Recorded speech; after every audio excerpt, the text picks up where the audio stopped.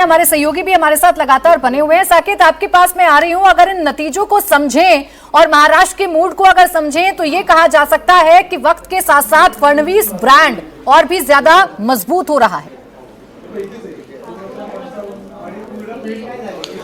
बिल्कुल, फडणवीस ब्रांड अपने आप में मजबूत तो हो ही रहा है, क्योंकि जिस तरीके से सभाएं हुई, आप देखिए देवेंद्र फडणवीस ने जितनी भी बातें कही लोगों ने उसे सुना। और मनसे का अगर आप बैकग्राउंड देखें तो शिवाजी पार्क में जिस तरीके की सभा हुई उसके बाद हमें भी उम्मीद थी कि थोड़ा तो फायदा राज ठाकरे को हो, लेकिन बिल्कुल ही सुपड़ा साफ होते हुए नजर आ रहा है। एक दिलचस्प बात यह है कि आप देखिए कई ऐसे मुस्लिम बाहुल्य इलाके हैं जहां पर AIMIM को भी फायदा हो रहा है। 3 ऐसे इलाके हैं जहां पर असदुद्दीन ओवैसी की पार्टी के कैंडिडेट्स आगे चल रहे हैं और लगभग जीत के करीब है। यानी कि जो बैरिस्टर ओवैसी मुंबई पहुंचे थे उसका भी फायदा AIMIM को मिला है और समाजवादी पार्टी को इसका नुकसान हुआ है।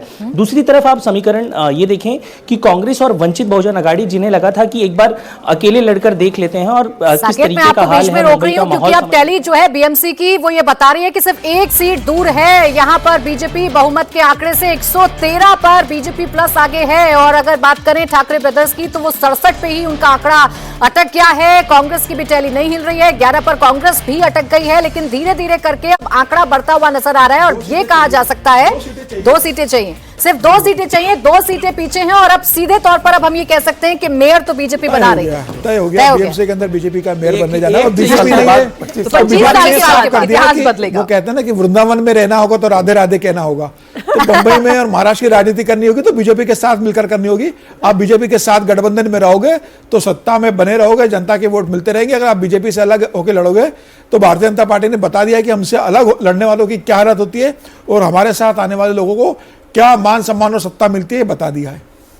चलिए, तो अवधेश जी अगर बात करें इस पूरे नतीजे के टेकआउट्स, चाहे इसका कैंपेन की बात कर ले, आमने सामने की लड़ाइयों की बात कर ले, और जो विरोधियों के बीच में कंफ्यूजन था कि किसको साथ रखना है किसको नहीं रखना, नेशनल लेवल पे कोई साथ होता है फिर यहाँ पे बिछड़ जाता है, तो टेकअवेज क्या है इस पूरे नतीजे के? नहीं, निश्चित रूप से महाराष्ट्र के इस चुनाव में सब पार्टियां एक दूसरे के विरुद्ध भी थी, एक दूसरे के साथ भी थी।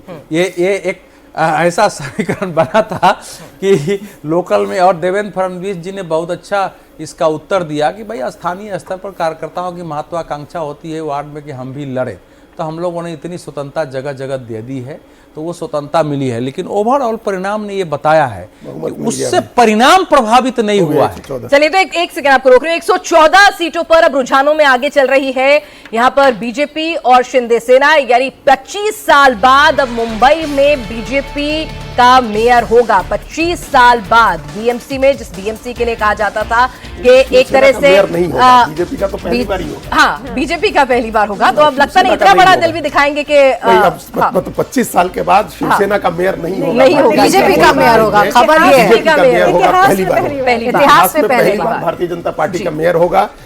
ऐसी इतिहास बना जब भारतीय जनता पार्टी के मुख्यमंत्री बने देवेंद्र फडणवीस। अब उन्हीं देवेंद्र फडणवीस के नेतृत्व में मुंबई का मेयर भी भारतीय जनता पार्टी का बन रहा है। शिवसेना का मेयर नहीं बनेगा 25 साल के बाद, ये एक बड़ा झटका है उद्धव ठाकरे के लिए। और शिवसेना का अब तक का शायद खराब प्रदर्शन में देखें तो 70 तो पार कर ही जाते थे, 67 पे ही अटके हुए। 112 सीटें जीती, 103 सीटें जीती, 95 जीती। अगर 2017 से भी अगर देखें तो आप 84 सीटों पर आ जाते हो और आप राज ठाकरे के साथ मिलकर चुनाव लड़ रहे हो, मराठी अस्मिता की बात कर रहे हो, उसके बाद भी आप, मुझे लग रहा है कि 60 सीटों पे भी अगर नहीं पहुंच रहे हो तो मुझे लगता है बहुत बुरा प्रदर्शन है। इसका मतलब ये है कि मराठियों का एक बड़ा वर्ग आपके साथ नाखुश है, आपकी राजनीति को पसंद नहीं करता है, परिवारवाद को पसंद नहीं करता, उत्तर भारतीय और दक्षिण भारतीय को मारने की बात करना और लुंगी वालों को पुंगी बजाने की बात करने को पसंद नहीं करता है। तो मुझे लग रहा है कि उसका नुकसान हुआ। जो पढ़ा लिखा तबका है मराठी का, वो अब आपके सिर्फ मराठी की बात तो नहीं करता, वो विकास चाहता है, डेवलपमेंट चाहता है। दोनों भाइयों के सामने प्रश्न खड़ा हुआ होगा कि एक साथ आकर अपनी दुश्मनी खत्म करके हमने हासिल क्या किया।